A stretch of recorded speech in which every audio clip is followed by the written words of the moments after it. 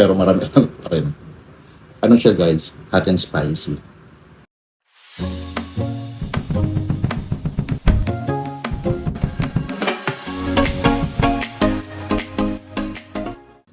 Hi guys! Tara, tikman na natin yung pasta ala lakwachero. Ito po siya yung pasta natin na ang favorite natin ilagay is yung fried sardines.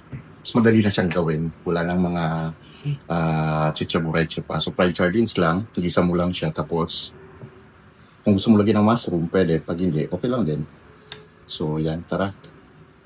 Samahan niyo ako. Ang dami pala nito na. Hindi na tumukbang ah. Pero marami lang pa rin. Ano siya guys? Hot and spicy.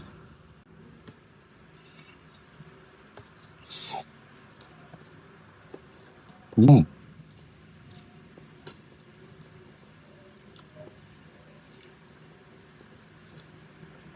Mushroom.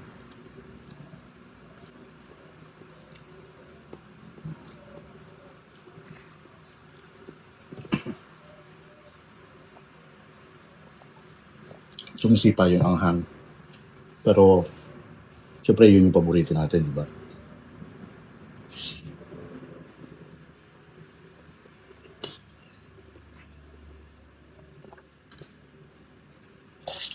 Tapos ano lang guys, magkano lang ano, yung fried sardines? 35 pesos. Diba? Tsaka mabilis siyang gawin.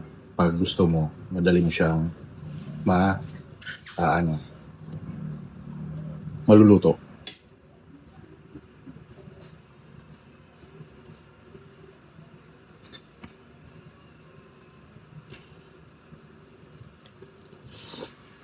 Hmm, ang sarap.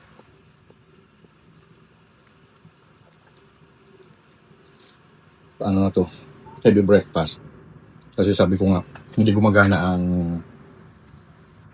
utak ko kapag walang carbs. Pero hindi yung sobrang dami.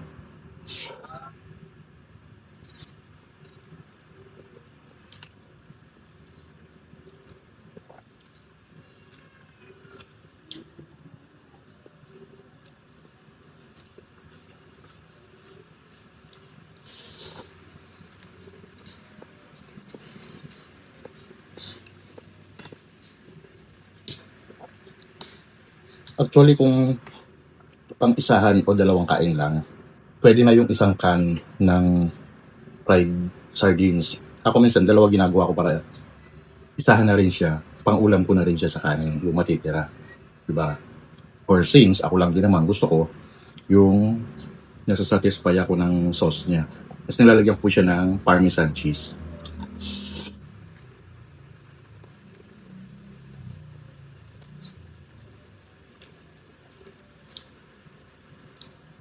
Yan guys. Yan, pag mag-isa ka sa buhay. So, pwede mong gawin yung gusto mo ng tipid. Diba? Tapos hindi mo kailangan magluto ng super dami.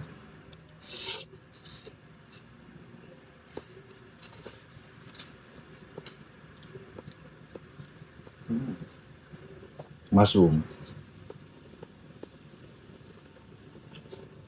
Bata pa ako guys, hindi mo ako mapakain ng mushroom. Kahit anong klase. Siyempre sa province, di ba, kapag tumukulog, sinyalis ng papaulan na tumutubo ng mga mushroom. Pag nagtubuan ng mushroom yun, mangunguha si Papa doon sa mga tumbang puno ng saging or doon sa mga tumbang puno ng mangga. Nangunguha siya, ang dami. Hanggang sabaw lang ako, di ako kumakain. Nung nagkaedad na ako, saka ako na-appreciate at saka nalaman ko yung benefits ng mushroom.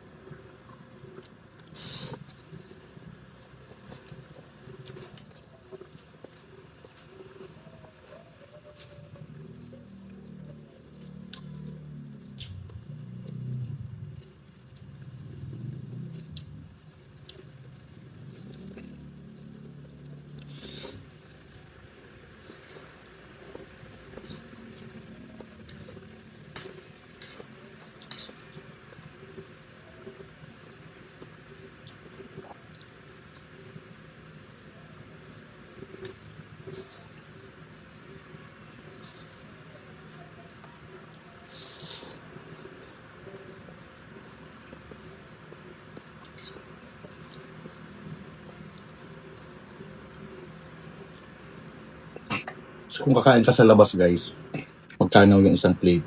Konti pa yun, hindi ka pa masasatisfy, di ba? Ang binayaran mo kasi doon yung pangalan ng restaurant, of course. Kaya, minsan hindi ka masasatisfy. Kaya mas prefer pag magluto ka na lang sa bahay, di ba?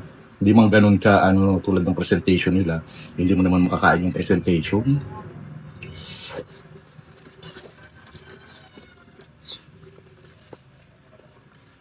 Pagkatapos mo kumain sa restaurant, pare-pareho naman tayo. Matitira, plato, kutsara.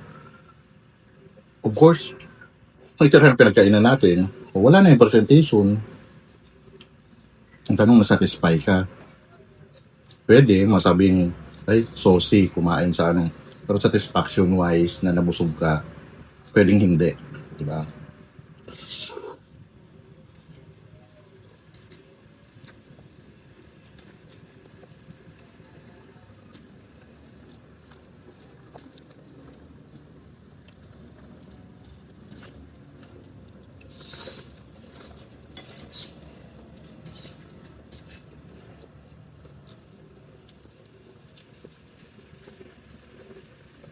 Mushroom ulit.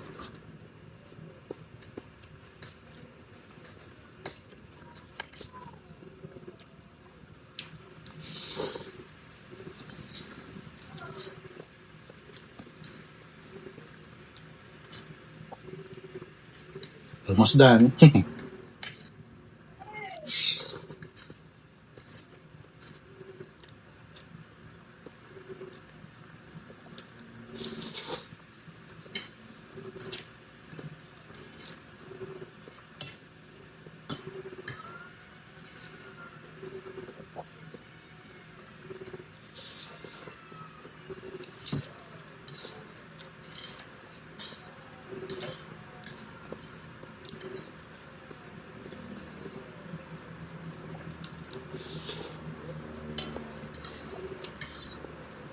Yes natin guys, sayang.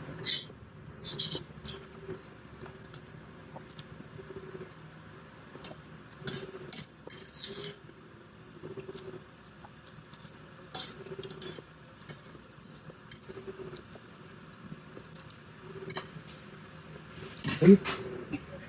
Satisfied, di ba? Actually, meron pa. Actually, yung nilutong pasta, siguro mga ano pa, 2 o 3 kain pa siya.